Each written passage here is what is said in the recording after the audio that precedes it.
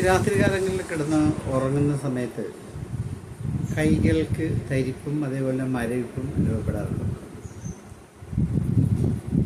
ഇത് ഒരു age related പ്രോബ്ലമാണ്, അല്ലാതെയും വരുന്നുണ്ട്.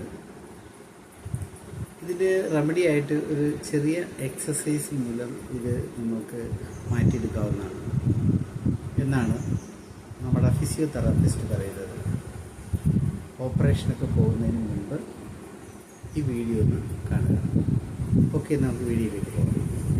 നമ്മുടെ കൈയുടെ ഈ ജോലി ചെയ്യുന്ന പേശികൾക്ക് സ്പർശനവും അതുപോലെ തന്നെ ചലനവും നൽകുന്ന പ്രധാനപ്പെട്ട ഞരമ്പാണ് റേഡിയൽ നെർവ്.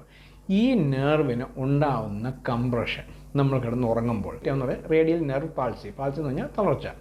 ഇത് high radial nerve palsy, low radial nerve palsy ഉണ്ട്. അതായത് നമ്മുടെ തോളിൻ്റെ ഭാഗത്ത്, ഈ ഒരു കക്ഷത്തിൻ്റെ തോളിൻ്റെ ഭാഗത്ത് സംഭവിക്കുകയാണെങ്കിൽ നമ്മൾ ഹൈ റേഡിയൽ നെർവ് പാൾസി എന്നും, മുട്ടിന് താഴോട്ട് സംഭവിക്കുന്നെങ്കിൽ നമ്മൾ അതിനെ ലോ റേഡിയൽ നെർവ് പാൾസി എന്നാണ് പറയുന്നത്. അപ്പോൾ കൂടുതലായി ഇത് സംഭവിക്കുന്നതെന്ന് പറയുന്നത് നമ്മൾ പലപ്പോഴും ചില ആൾക്കാർ ഇരുന്നുറങ്ങുമ്പോൾ, കസേരയിലും മറ്റും ഇരുന്നുറങ്ങുകയാണെങ്കിൽ ഇപ്പോൾ ഈ ചിത്രത്തിൽ കാണുന്ന പോലെ തന്നെ നമ്മുടെ കൈ കസേരയുടെ മുകളിലൂടെ ഇടുമ്പോൾ ഇവിടെ ഇത് പ്രസ്സാകുമായിരിക്കും. ഇങ്ങനെ പ്രസ്സായി നമ്മൾ മണിക്കൂറോളം കിടന്നുറങ്ങാന്നിരിക്കട്ടെ.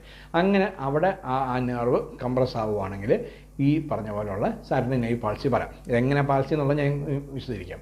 രണ്ടാമത് വരാവുന്ന ചാൻസ് നമ്മുടെ റേഡിയൽ ഗ്രൂവാണ്. ഈ ഭാഗത്ത് നമ്മൾ കൈ വല്ലാതെ തലയോല ഇങ്ങനെ വല്ലതും വെച്ച് ഇവിടെ പ്രസ്സായി കിടന്നുറങ്ങുകയാണെന്നിരിക്കട്ടെ. ഈ ഒരു ഭാഗം കംപ്രസ്ഡ് ആയി കഴിഞ്ഞാലും ഈ റേഡിയൽ നെർവ് പാൾസി ഉണ്ടാവാം. അപ്പോൾ ഇത് രണ്ടുമാണ് പ്രധാനമായിട്ടും ഉണ്ടാകും. ഇപ്പോൾ ഈ നമ്മൾ രാത്രി നമുക്ക് എല്ലാവർക്കും ഈ തരിപ്പ് ഉണ്ടാവാറുണ്ട്. നമ്മൾ ചാടി കഴിഞ്ഞ് ഉറക്കത്തിൽ നിന്ന് ഞെട്ടി ഉണർന്ന് ചിലപ്പോൾ പെട്ടെന്ന് അങ്ങ് മാറാറുണ്ട്. ഇനിയും മാറുന്നില്ല എങ്കിൽ പലപ്പോഴും നമുക്ക് എന്ത് സംഭവിക്കുന്നതെന്ന് നമുക്ക് പിടി കിട്ടത്തില്ല. അന്നേരം നമ്മൾ ചെയ്യേണ്ട കാര്യങ്ങൾ മറ്റുമാണ് ഈ വീഡിയോയിലും കാണിക്കാൻ പോകുന്നത്, ഇതിൻ്റെ ബാക്കി ഭാഗത്തേക്ക്.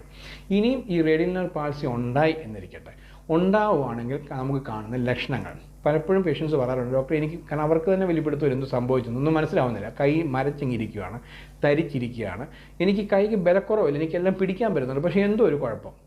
എന്താണ് ആ കുഴപ്പമെന്ന്? ആ കുഴപ്പമെന്ന് വെച്ച് കഴിഞ്ഞാൽ നിങ്ങൾക്ക് കൈ ശരിക്കുക, സത്യം അവർ പറയുന്നത് നിങ്ങൾക്ക് പിടിക്കാൻ ഒരു ഗ്രിപ്പിനൊരു കുറവില്ല. കാരണം ഈ പേശികളൊക്കെ സംഭവിച്ചെങ്കിൽ നിങ്ങൾക്ക് സംഭവിക്കുന്നതെന്ന് പറയുന്നത് റിസ്റ്റ് ഡ്രോപ്പ് എന്ന് പറയും. റിസ്റ്റ് എന്ന് കൈയുടെ കുഴ, ഈ കുഴ ഡ്രോപ്പ് ആവുക. നിങ്ങളുടെ ഈ 4 വിരലുകളും തള്ള വിരലും റിസ്റ്റും ഇങ്ങനെ ഡ്രോപ്പായി കിടക്കുന്ന അവസ്ഥയ്ക്കാണ് നമ്മൾ റിസ്റ്റ് ഡ്രോപ്പ് എന്നാണ്. ഇതാണ് സംഭവിക്കുന്നത്. ആ പേഷ്യൻറ്റിന് ബലക്കുറവില്ല, പക്ഷേ അവരോട് കൈ മുകളിലേക്ക് ഇങ്ങനെ ഉയർത്താൻ പറഞ്ഞാലോ, വിരലുകൾ ഉയർത്താൻ പറഞ്ഞാലോ, തള്ളവിരൽ ഇങ്ങനെ ഉയർത്താൻ പറഞ്ഞാലോ അവർക്ക് സാധിക്കത്തില്ല. ഇതാണ് അവർക്ക് സംഭവിച്ചുകൊണ്ടിരിക്കുന്നത്. അപ്പോൾ ഈ സമയം ചില ആൾക്കാർക്ക് ഞാൻ ഈ പറഞ്ഞ പോലെ തന്നെ റിസ്റ്റ് ഡ്രോപ്പ് വരാറില്ല, റിസ്റ്റ് ഡ്രോപ്പ് കാണത്തില്ല. ചിലപ്പം അവർക്ക് കുഴ മൂവ് ചെയ്യാൻ പറ്റുമായിരിക്കും, പക്ഷേ വിരൽ ഇങ്ങനെ പൊക്കാൻ പറഞ്ഞാൽ പൊങ്ങത്തില്ല. ചിലർക്ക് തള്ളവിരൽ പൊക്കാൻ പറഞ്ഞാൽ പൊങ്ങത്തില്ല. ഇതായിരിക്കും സാധാരണ സംഭവിക്കുന്നത്. ഇനി ഇതിൻ്റെ ചികിത്സയുടെ ഭാഗത്തേക്ക്, ചികിത്സയ്ക്ക് മുമ്പ് തന്നെ, ചികിത്സ നമുക്ക് രോഗമായി കഴിഞ്ഞ് ചെയ്താൽ മതിയല്ലോ, അതിന് മുമ്പ് തന്നെ പലപ്പോഴും നമ്മൾ ഉറക്കത്തിൽ ചാടി എണീക്കുമ്പോൾ ഇത് അനുഭവിക്കാറുണ്ട്. അപ്പം ക്ലിനിക്കിൽ വരുന്ന പല പേഷ്യൻസും ഡോക്ടർ രാത്രി 2 മണിയായപ്പോഴേ എനിക്ക് കൈ പെരുത്തി ഞാൻ എണീറ്റിരുന്നു, പക്ഷേ 2 മണി തൊട്ട് ഞങ്ങൾ തിരുമുകയാണ്, മയം പുരട്ടുന്നുണ്ട്, പക്ഷേ ഒരു മാറ്റവും ഇല്ല, ചൂട് പിടിച്ചു, കുഴപ്പമില്ല, കുറവ് വരുന്നില്ല എന്നൊക്കെ. അപ്പോൾ അതുകൊണ്ടാണ് പിന്നീട് ഉച്ചയാകുമ്പോഴത്തേക്കാണ് എൻ്റെ ക്ലിനിക്കിലേക്ക് വരുന്നത്. അപ്പം ശ്രദ്ധിക്കേണ്ട കാര്യം, നിങ്ങൾ അത്രയും നേരം നീട്ടിക്കൊണ്ട് പോകേണ്ട കാര്യങ്ങൾ, നിങ്ങൾ എപ്പോൾ ഞെട്ടി ഉണരുന്നോ, ഇല്ലെങ്കിൽ ഉണരുന്ന പരുവത്തിലാണെന്നുണ്ടെങ്കിൽ നിങ്ങൾ ഉണർന്നു കഴിഞ്ഞാൽ ഉടൻ തന്നെ ശ്രദ്ധിച്ചോളൂ. നിങ്ങൾക്ക് പറ്റാത്ത ഒരു കാര്യം ആ സമയത്ത് നിങ്ങൾ, കാരണം നമ്മളെല്ലാം ഇങ്ങനെ ആയിരിക്കും മിക്കവാറും എല്ലാവരും ചെയ്യുന്നത് പെരുപ്പ് മാറാൻ വേണ്ടി. ഇതല്ല, ഇതിന് ഒരു കുഴപ്പമൊന്നുമെങ്കിലും നിങ്ങൾക്ക് പറ്റാത്തത് ഇതാണ്. ഇങ്ങനെ നിങ്ങൾക്ക് മേപ്പോട്ട് മൂവ് ചെയ്യാൻ സാധിക്കത്തില്ല. അതുകൊണ്ട് നിർബന്ധമായും ഉറക്കത്തിൽ നിന്ന് കൈ തരിച്ച് ഞെട്ടി ഉണർന്നു കഴിഞ്ഞാൽ ഉടൻ തന്നെ നിങ്ങൾ ചെയ്യേണ്ടത് ഈ മൂവ്മെൻറ്റാണ്. ഇതിപ്പോൾ നിങ്ങൾക്ക് ചെയ്യാൻ ശ്രമിക്കുമ്പോൾ നിങ്ങൾക്ക് കാണാം അത്ര എളുപ്പമായിരിക്കില്ല. ഇതങ്ങോട്ട് പൊങ്ങാനൊരു പാട് കാണും. അപ്പോഴാണ് മനസ്സിലാകുന്നത് ഇതാണ് നിങ്ങളുടെ പ്രശ്നം. നിങ്ങൾ എത്ര പ്രയാസപ്പെട്ട് ആ സമയത്ത് പിടിക്കാമെങ്കിൽ ഇതിങ്ങി പൊങ്ങിപ്പോരും. വളരെ മണിക്കൂറുകൾ ഇങ്ങനെ പ്രസ്സായി കിടന്ന്, ഞാൻ മുമ്പേ പറഞ്ഞ പോലെ ചിലപ്പോൾ നമ്മൾ മദ്യത്തിൻ്റെ ആസക്തിയിലൊക്കെ കിടന്ന് ഉറങ്ങിപ്പോയി എന്നെങ്കിൽ, അങ്ങനെയൊക്കെ ബോധമില്ലാതെ വല്ലതും കിടന്നുറങ്ങിപ്പോയെങ്കിൽ മാത്രമേ ഉള്ളൂ ഇതറിയാതെ അങ്ങ് പോകുന്നത്. നോർമലി നമ്മൾ കിടന്നുറങ്ങുവാണെങ്കിൽ മിക്കവാറും നമ്മൾ അറിയാറുണ്ട്. ചാടി എണീറ്റ് കഴിഞ്ഞ് കഴിഞ്ഞാൽ ഉടൻ തന്നെ നിങ്ങൾ നോക്കുക, ഇങ്ങനെ ചെയ്യാണ്ടിരിക്കാൻ ശ്രമിക്കാതിരിക്കുക, എന്തെങ്കിലും തൂത്തുകൊണ്ടിരിക്കാതിരിക്കാൻ ശ്രമിക്കുക. നിങ്ങൾ ഈ വേറെ ഒന്നും ചെയ്യേണ്ട, ജസ്റ്റ് ഈ ഒരു മൂവ്മെൻറ്റ് കൊടുക്കുക. ഈ ഒരു മൂവ്മെൻറ്റ് കൊടുക്കുമ്പോൾ തന്നെ ആദ്യം ബുദ്ധിമുട്ടാണെങ്കിലും ഒരു 10-12 തവണ ചെയ്തപ്പോഴത്തേക്ക് ഇത് ഈസി ആയിട്ട് ഈ രീതിയിലാവാത്തതാണ്. ഇങ്ങനെ ഈസി ആയിട്ട് നിങ്ങളുടെ 5 വിരലുകളും ഈ കുഴയും, ശ്രദ്ധിക്കുക, വിരൽ മാത്രം പോരാ, കുഴ മാത്രം പോരാ, വിരലും കുഴയും കൂടി വേണം. രണ്ടും ഈ തരത്തിൽ മൂവ് ചെയ്യത്തക്ക രീതിയിൽ നിങ്ങൾ ചെയ്യാമെന്നുണ്ടെങ്കിൽ ഇത് മിക്കവാറും കംപ്ലൈൻ്റ് ആവത്തില്ല.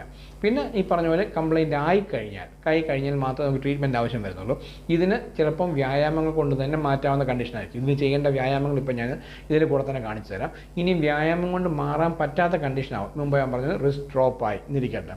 അപ്പം നമ്മൾ ചെയ്യേണ്ടതെന്ന് പറഞ്ഞാൽ ഇപ്പം സിവിയറായി പെയിൻ ഉണ്ട് എന്നുണ്ടെങ്കിൽ മാത്രം ഒരു ഡോക്ടറെ കണ്ട് നമുക്ക് മെഡിക്കേഷൻസ് എടുക്കാം. ഇല്ലെങ്കിൽ നിസ്സാരമായിട്ട് ഒരു ഫിസിയോതെറാപ്പിസ്റ്റിനെ കണ്ടു കഴിഞ്ഞാൽ നിങ്ങൾക്ക് ഇലക്ട്രിക്കൽ സ്റ്റിമുലേഷൻ എന്ന് പറയും. നമുക്ക് കറണ്ട് കൊണ്ടുള്ള ട്രീറ്റ്മെൻറ്റ് ഉപയോഗിച്ചുകൊണ്ടും ചെറിയ വ്യായാമങ്ങൾ അതിന് കൂടെ തന്നുകൊണ്ട് ഇത് കംപ്ലീറ്റ് ആയിട്ട് ഇത് ക്യൂറബിൾ ഡിസീസാണ്. ഇത് പേടിക്കാനൊന്നുമില്ല, ഇത് മാറാത്ത അവസ്ഥയോ ഒന്നുമല്ല. ഇത് കംപ്ലീറ്റ് എങ്ങനെയാണ് നിങ്ങളുടെ കൈ പഴയ പോലെ, കാരണം ഇത് പെട്ടെന്ന് നമുക്ക് മാനസിക പ്രയാസം ഉണ്ടാവില്ല. കാരണം നമ്മുടെ കൈ ഇങ്ങനെ കിടക്കുവാണ്, കൈ പൊങ്ങുന്നില്ല എന്ന് കാണുമ്പോൾ നമുക്ക് പ്രയാസമാണ്. അപ്പം പലപ്പോഴും നമുക്ക് പറയും, ഡോക്ടർ എനിക്ക് ബലമുണ്ട്, അപ്പോൾ നമുക്ക് പിടിക്കുമ്പോൾ നല്ല ബലമുണ്ട്, പക്ഷേ എനിക്ക് കൈ പൊക്കാൻ പറ്റും. ഈ കൈ പൊക്കാൻ പറ്റുന്നതിന് പക്ഷേ അറിയാതെ തന്നെയില്ല. പക്ഷേ അറിഞ്ഞു കഴിഞ്ഞാലും അത് വിഷമിക്കേണ്ട കാര്യമൊന്നുമില്ല. ഈ കൃത്യമായ ഫിസിയോതെറാപ്പി അതിൻ്റെ വ്യായാമങ്ങൾ ചെയ്ത് കഴിഞ്ഞാൽ മാറ്റിയെടുക്കാവുന്നതാണ്. ഇനി ഇതിൻ്റെ വ്യായാമങ്ങൾ ഈ പറഞ്ഞത് വളരെ നിസ്സാരമായ വ്യായാമങ്ങളും അതിൽ ഒരുപാട് ഉണ്ട്. ഒത്തിരി തെറാപ്പിക് എക്സസൈസ്, കോംപ്ലിക്കേറ്റഡ് എക്സസൈസ് ഒരുപാട് ഇതിനുണ്ട്. പക്ഷേ ഞാൻ അങ്ങനെ റേഡിയൽ നെർവ് പാൾസിയുടെ എക്സസൈസുകളിലേക്ക് കടന്നു പോകാതെ ഇതുപോലെ, കാരണം ഈ വീഡിയോ എന്ന് പറഞ്ഞാൽ റേഡിയൽ നെർവ് പാൾസി മാത്രമല്ല, സാറ്റർഡേ നൈറ്റ് പാൾസിയുടെയാണ് ഈ വീഡിയോ. നിങ്ങൾ ഉറക്കത്തിൽ നിങ്ങളുടെ കൈകൾ തരിച്ചാൽ മാത്രം ഉണ്ടാവുന്ന ഈ പ്രശ്നത്തിന് വേണ്ടിയുള്ള ട്രീറ്റ്മെൻറ്റിനും കാര്യങ്ങളാണ് ഈ വീഡിയോയിൽ പറയുന്നത്. റേഡിയൽ നെർവ് പാൾസി എന്ന് പറയുന്നത് കുറച്ചൊരു വാസ്റ്റായിട്ടുള്ളൊരു സബ്ജക്റ്റാണ്. കാരണം അത് നിങ്ങളുടെ കൈക്കൊരു ഫ്രാക്ചർ ഉണ്ടായിരുന്നിരിക്കട്ടെ, ഇവിടെ ഒരു ഒടിവ് ഉണ്ടായിരുന്നിരിക്കട്ടെ, മുട്ടിൽ താഴെ ഒടിവ് ഉണ്ടായിരുന്നിരിക്കട്ടെ, ഒക്കെ ഇതുണ്ടാവാം. അപ്പം ഈ അന്നേരത്തെ ഇതിൻ്റെ ട്രീറ്റ്മെൻറ്റും അന്നേരത്തെ ഇതിൻ്റെ ഫിസിയോതെറാപ്പിയും ഒന്നും ഇതല്ല, അതിനൊക്കെ ഒരുപാട് ഡിഫറൻ്റ് ആണ്. അപ്പോൾ അതുകൊണ്ട് ഞാൻ റേഡിയൽ നെർവ് പാൾസി എന്ന വലിയ സബ്ജക്റ്റിലേക്ക് പോകുന്നില്ല. സാറ്റർഡേ നൈറ്റ് പാൾസി മാത്രമാണ് ഞാൻ, കാരണം ന്യൂറോപ്രാക്സിയ എന്ന് പറയുന്ന കണ്ടീഷൻ മാത്രമാണ് ഞാൻ ഈ വീഡിയോ പറയുന്നത്. കാരണം ഞരമ്പിൻ്റെ ക്ഷതം 3 ഘട്ടങ്ങളാണ്. ഞരമ്പ് ഞെരുങ്ങുക, ഞരമ്പ് ചെറുതായിട്ടൊന്ന് മുറിയുക, 2 മുറിഞ്ഞ് 2 കഷ്ണമാവാം. അപ്പോൾ ഇത് 3 അവസ്ഥകളിലും 3 ഡിഫറെൻറ്റ് ട്രീറ്റ്മെൻറ്റും 3 ഡിഫറെൻറ്റ് അപ്രോച്ചുമാണ് നമ്മൾ ചെയ്യുന്നത്. അപ്പോൾ ഇതിനകത്ത് നമ്മൾ ന്യൂറോപ്രാക്സിയ എന്ന് പറയുന്ന ആ കംപ്രഷൻ ഉണ്ടാകുന്ന കണ്ടീഷനാണിത്. ഇതിൻ്റെ ട്രീറ്റ്മെൻറ്റും ഇതിൻ്റെ വ്യായാമം പറയുന്നത്. അപ്പോൾ ഇതൊക്കെയാണ് നമ്മൾ നോർമലി ചെയ്യുന്ന കാര്യങ്ങൾ. ഇനി ഇതിൻ്റെ വ്യായാമത്തിലേക്ക് കടക്കാം. നമ്മുടെ ആദ്യത്തെ വ്യായാമം, ഇതുപോലെ ഒരു ഗ്ലാസ് വയ്യാത്ത കയ്യിൽ പിടിച്ചതിന് ശേഷം ഇതുപോലെ കൈമുട്ട് നിവർത്തി നിർത്തിയതിന് ശേഷം ആ ഗ്ലാസ്സിലെ വെള്ളം കമഴ്ത്തി കളയുന്ന പോലെ അങ്ങനെ അങ്ങോട്ട് കമഴ്ത്തുക, നിവർത്തുക. ഇത് ഒരു 10 ആവർത്തി വീണ്ടും ചെയ്യുക. കമഴ്ത്തി കളയുന്നു, നിവർത്തുന്നു. ഇതാണ് ആദ്യം ചെയ്യേണ്ട വ്യായാമം.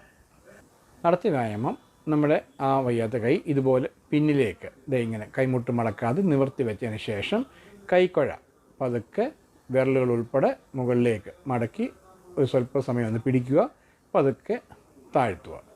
വീണ്ടും മുകളിലേക്ക് ഇങ്ങനെ പിടിക്കുക, താഴ്ത്തുക. ഇതും ഒരു 10-15 ആവർത്തി ചെയ്യാവുന്നതാണ്. ഇതാണ് അടുത്ത വ്യായാമം. ഇനി അടുത്ത വ്യായാമം, നമ്മളുടെ കൈ പിന്നിലേക്ക് കൊണ്ടുവന്നിട്ട് ആ കൈയുടെ പുറം വശം നമ്മുടെ പുറത്ത് ഒരു വട്ടം, ഒരു വൃത്തം വരയ്ക്കുക. ഇതുപോലെ ഒരു വൃത്തം, ഒരു 10 പ്രാവശ്യം ക്ലോക്ക് വൈസും 10 പ്രാവശ്യം ആൻറ്റി ക്ലോക്ക് വൈസുമായിട്ട് വൃത്തം വരയ്ക്കുക. ഇതാണ് അടുത്ത വ്യായാമം. ഇനി നമ്മൾ ഇങ്ങനെ നിന്നതിന് ശേഷം നമ്മുടെ കൈ മുമ്പിലത്തെ പോലെ പിന്നോട്ട് കൊണ്ടുവരിക. കൈയുടെ റിസ്റ്റ് അഥവാ കുഴ മുകളിലേക്ക് ആക്കിയതിന് ശേഷം പതുക്കെ കഴുത്ത് തിരിച്ച് ആ കൈയിലേക്ക് നോക്കുക എന്ന് വിചാരിച്ച് കഴുത്ത് തിരിച്ച് നോക്കുക. സാവകാശം കഴുത്ത് നേരെയാക്കുക, കൈ താഴ്ത്തി വയ്ക്കുക. ഇതും ഒരു 5 മുതൽ 10 ആവർത്തി വരെ ചെയ്യാവുന്നതാണ്. പിന്നോട്ട് കൊണ്ടുവന്നു, കൈക്കുഴ മുകളിലേക്കാക്കിയതിന് ശേഷം കൈയിലേക്ക് തിരിഞ്ഞു നോക്കുന്നു, കഴുത്ത് നേരെയാക്കുന്നു, കൈ താത്തു വയ്ക്കുന്നു. ഇതാണ് അടുത്ത വ്യായാമം. ഇനി അടുത്ത വ്യായാമം, നമ്മളിതുപോലെ നമ്മളുടെ ആവുന്ന കൈ ഒരു മേശയിലോ ഇതുപോലെ കസേര കയ്യിലോ എല്ലാം താങ്ങിയതിന് ശേഷം സ്വല്പം കുനിഞ്ഞു നിന്നുകൊണ്ട് വയ്യാത്ത കൈ കൊണ്ട് വായുവിൽ ഒരു 8 എന്ന അക്കം എഴുതുക. എഴുതുമ്പോൾ നമ്മളുടെ കുഴ മുകളിലേക്കും കുഴ താഴേക്കും പോകത്തക്ക രീതിയിൽ വായുവിൽ നമ്മൾ 8 എന്ന അക്കം 8 മുതൽ 10 ആവർത്തി വരെ എഴുതുക. ഇതാണ് അടുത്ത വ്യായാമം. ഇനി അടുത്ത വ്യായാമം, നമ്മളുടെ 2 കൈകളും പരസ്പരം ഇങ്ങനെ ക്രോസ് ചെയ്ത് വിരലുകൾ പിണഞ്ഞു പിടിക്കുക. പിടിച്ചതിന് ശേഷം പതുക്കെ 2 മുട്ടും മടക്കി മുകളിലേക്ക് ഇങ്ങനെ കൊണ്ടുവരിക. അവിടെ സ്വല്പം നേരം പിടിച്ചതിന് ശേഷം സാവകാശം താഴേക്ക് കൊണ്ടുപോവുക. വീണ്ടും അത് മുകളിലേക്ക് കൊണ്ടുവരിക, താഴേക്ക് കൊണ്ടുപോവുക. ഇതും 5 മുതൽ 10 ആവർത്തി വരെ ചെയ്യാവുന്നതാണ്. ഇതാണ് അടുത്ത വ്യായാമം. ഇപ്പോൾ സാറ്റർഡേ നൈറ്റ് പാൾസി എന്താണെന്ന് മനസ്സിലായല്ലോ. അതുകൊണ്ട് തന്നെ രാത്രിയിൽ കിടന്നുറങ്ങുമ്പോൾ ഒന്ന് ബോധത്തോടുകൂടി കിടന്നുറങ്ങാൻ ശ്രമിക്കുക. ഉറക്കത്തിൽ നിന്നും കൈ തരിക്കുക മരവിക്കുകയാണെങ്കിൽ ചാടി എഴുന്നേറ്റ് ഞാൻ ഈ പറഞ്ഞ പോലുള്ള മൂവ്മെൻറ്റ്സ് ചെയ്യാൻ ശ്രമിക്കും.